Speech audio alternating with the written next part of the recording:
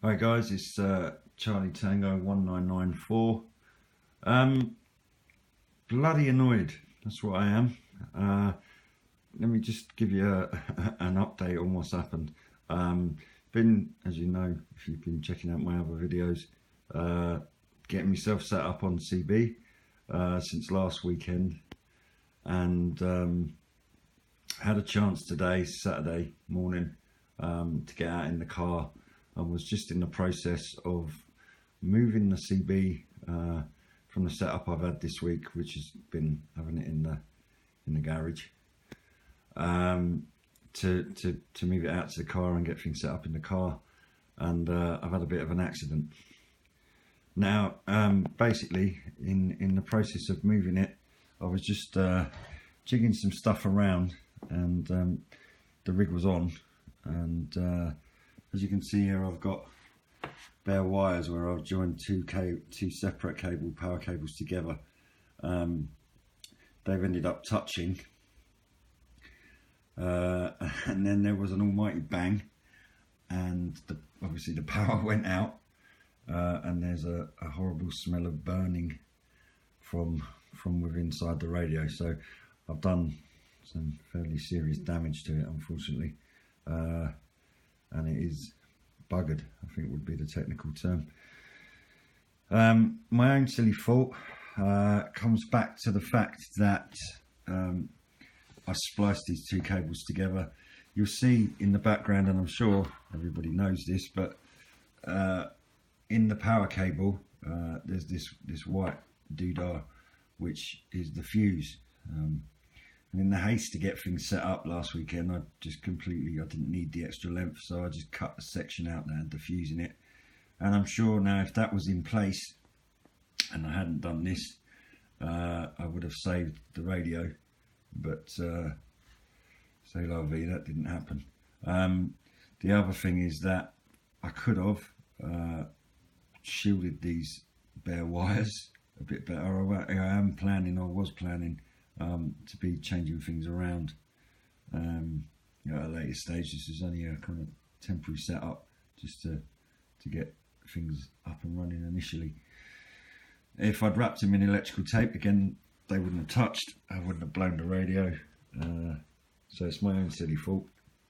And you know, I was quite comfortable. I thought I was being quite clever by saving money by having a setup like this. But I think in future, if I am gonna be set up at home properly with a home base, it's worth investing in the transformers, because you'll plug that safely into a wall socket and take your power from that. It's a bit more permanent. It's, you know, a smarter way of doing things, and it would avoid stuff like this from happening.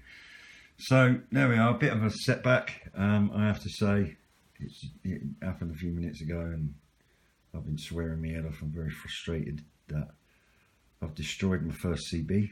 And it's also meant that I'm not going to go out now and see if I can pick up some signals. I'm not sure what I'm going to do really longer term.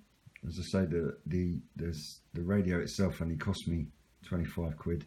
I might look into seeing if I can find someone to take a look at it, see if it can be repaired. But my guess is that it's probably going to cost me more than 25 quid. So it might be a better option to buy another radio and just say goodbye to this one. I might stick it back on eBay as not working, see if I can recoup any money, and use that, whatever small amount of cash I can get for it, into reinvesting in another radio. Certainly, you know, I'm going to buy another rig. So I'm a bit off air at the moment, which is annoying. I have also got some time over the next few days to get out and about and have a play with things, and now do not have a CB. Well, that's not strictly true. I've still got my handhelds, and I've got a couple of ideas about that. So you might see me using a handheld connected to either the home base aerial or out in the car in place of this until I can get another rig sorted out. Fortunately, you know, it's a 25 quid box, it's not a £200 box. It is annoying. I could have been more careful about what I was doing to avoid it from happening, but lessons learned. And at some point in the future I will be buying another rig. I took a look on eBay last night and I could quite easily go out and spend another sort of 15, 20 quid, 25 quid on a similar rig to this, just a standard UK 40. But it's not too far from payday, to be honest. And there are a few other rigs on eBay that aren't significantly more. I mean, one of the things, as I've said in some of the other videos, is that I would like to have a look at sideband and AM. And there are some fairly cheap multi-band rigs out there I've seen them sort of go for maybe 50, 60 quid. Not sure if I'm going to be spending that sort of money right now. I might just go out and do another 20, 25 quid and maybe look at something with a few more features. I was planning to, at some point, to do a bit more of a review of this radio, Rotel RVC 220. There are a couple of other videos on YouTube about these. A very, very basic setup. Just the two dials on the front, volume and squelch, and obviously the tuner or the channel selector.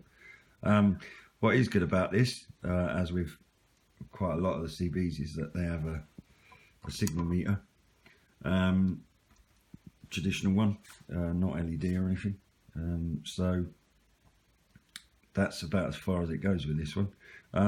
But in my research, looking for more information about this particular model, I have learned that there's an RVC 230, I think, and also an RVC 240.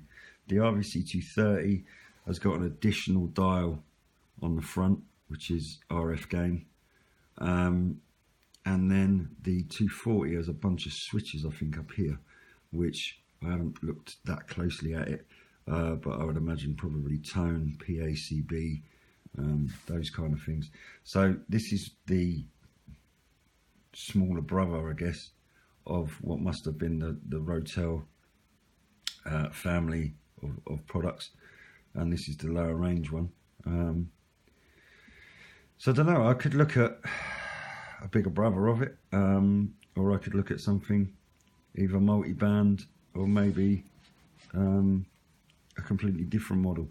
I like the size of it, to be honest. There are bigger rigs out there. There's also smaller ones. What I am noticing with the more modern ones is some of them don't really have a signal meter, that kind of stuff. And I've been looking at kind of the more expensive end things with talkback, the RF gain, mic gain, those additional features that you get in the more upmarket rigs. Again, I'm not in a position even to go out and be spending, you know, 100, 200 pound, whatever, on a really, really nice rig right now. And for me, you know, getting set up in the initial stages, one, I do want to do it on a fairly tight budget. As I said in the previous video, I've got other commitments in my life. That means I don't, you know, I can't be chucking hundreds of pounds at this. And there's some fun in using, you know, 30-odd-year-old equipment. So I'm going to stick with that. I'm gonna probably invest in something from the early 80s at a low cost.